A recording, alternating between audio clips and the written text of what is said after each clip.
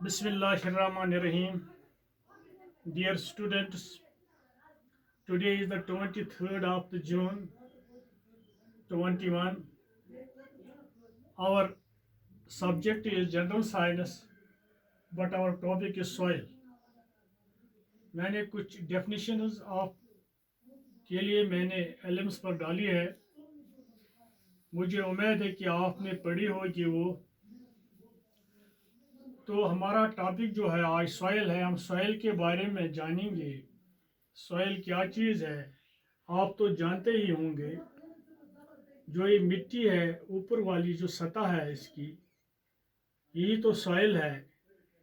ये तो एक अहम कुदरती रिसोर्स है, ज़रिया है जो हमारे लिए बहुत ज़रूरी है.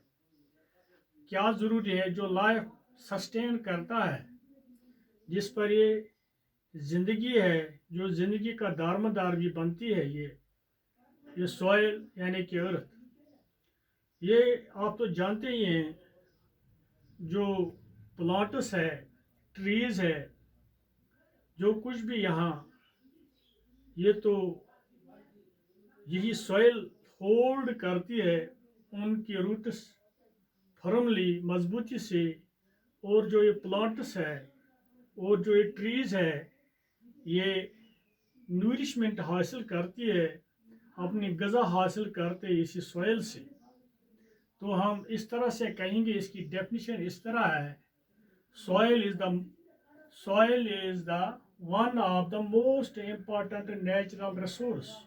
एक अहम कुदरती ज़रिया है, खुदा का दिया हुआ एक बहुत अहम तोहफ़ा है. नेसेसरी फॉर लाइफ, जो ज़िंदगी के लिए बहुत अहम है इस ज़मीन पर. तो ये soil supports growth of plant. ये तो सपोर्ट करती है ग्रोथ को. प्लांट्स एंड ट्रीज़ को कैसे सपोर्ट करती है आप तो जानते हो. जो ये पेड़ पौधे हैं, ये इसमें फिक्स इसके जड़ें इसमें फिक्स हैं. By holding their roots firmly, इसके जो रूट्स है वो मजबूती से इसमें फंसे हुए हैं.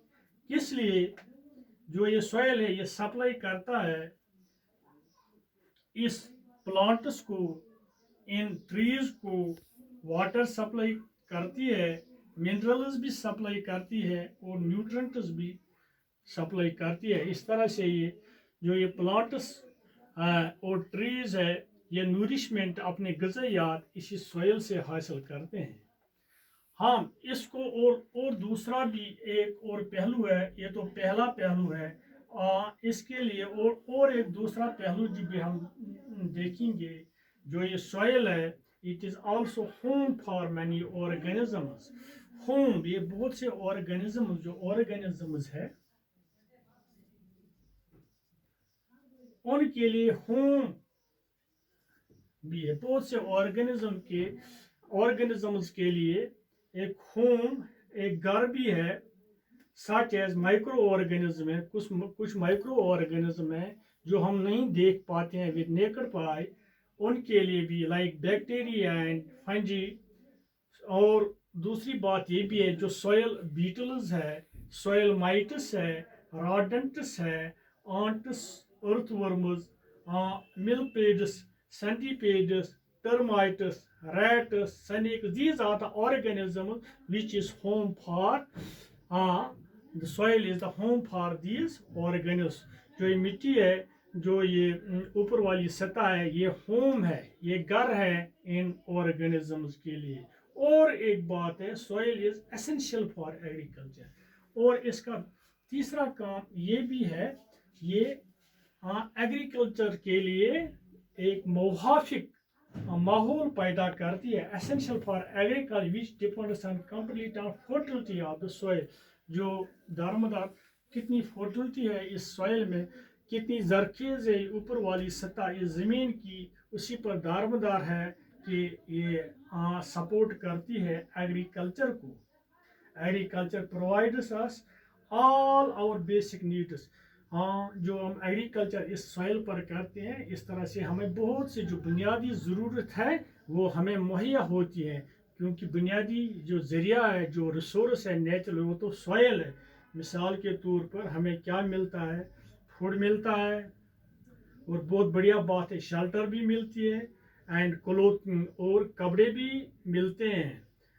کپڑے کیسے؟ آپ تو حیران ہوں گے یہ سوئل ہمیں کیسے کپڑے پرووائڈ کرتی ہے. آپ دیکھتے ہیں جو کپاس ہے وہ ان پیڑ پودوں سے ہی ہمیں حاصل ہوتا ہے.